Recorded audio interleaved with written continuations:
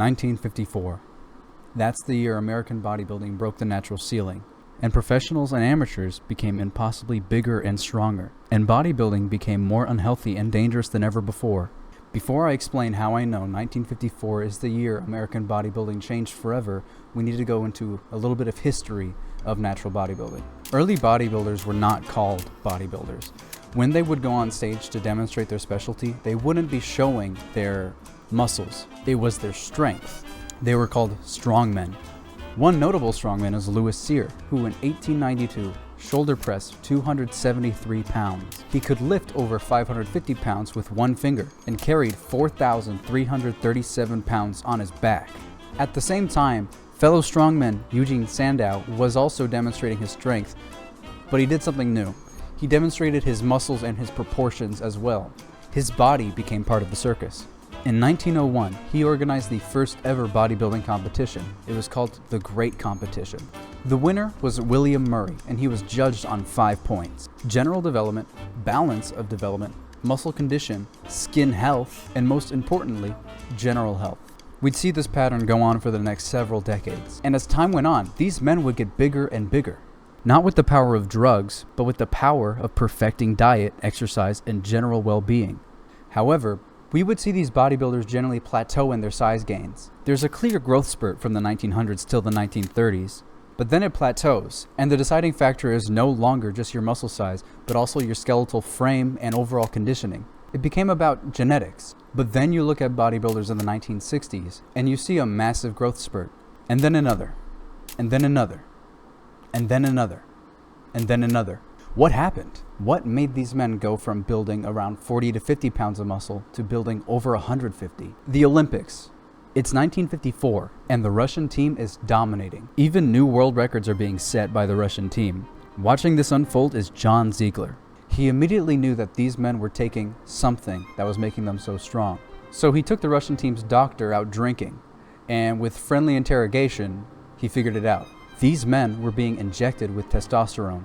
When Zeiglers went back to America, he would create and give bodybuilders at the York Barbell Club their own injectable testosterone. But they were given generally low amounts in today's standards, around 10 milligrams. The first bodybuilder he injected with steroids was John Grimek in 1954. Grimek himself said he didn't see much of the gains that other bodybuilders were getting, but instead he had really harsh side effects. Side effects include gyno, acne, brain fog, insomnia, and infertility.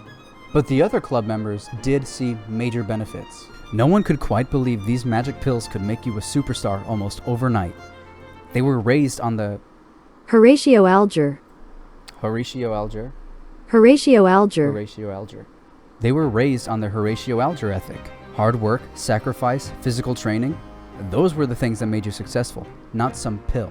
In collaboration with Ciba, John Zeiglers would then create Dianabol.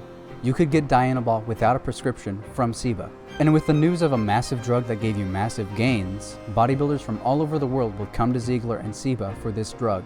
And like I said earlier, it worked very well. Bodybuilders in the 1960s had a solid 30 pounds on those before. Here's Melvin Wells in 1949. He's 5'10" and around 205 pounds, looking fantastic and clearly near his natural limit. And here's Sergio Oliva, also 5'10", and weighing a naturally impossible 235 pounds. These drugs worked. These drugs are now forever intertwined with bodybuilding. So 1954 is the year bodybuilding changed forever. But that also means we know that these legends were natural.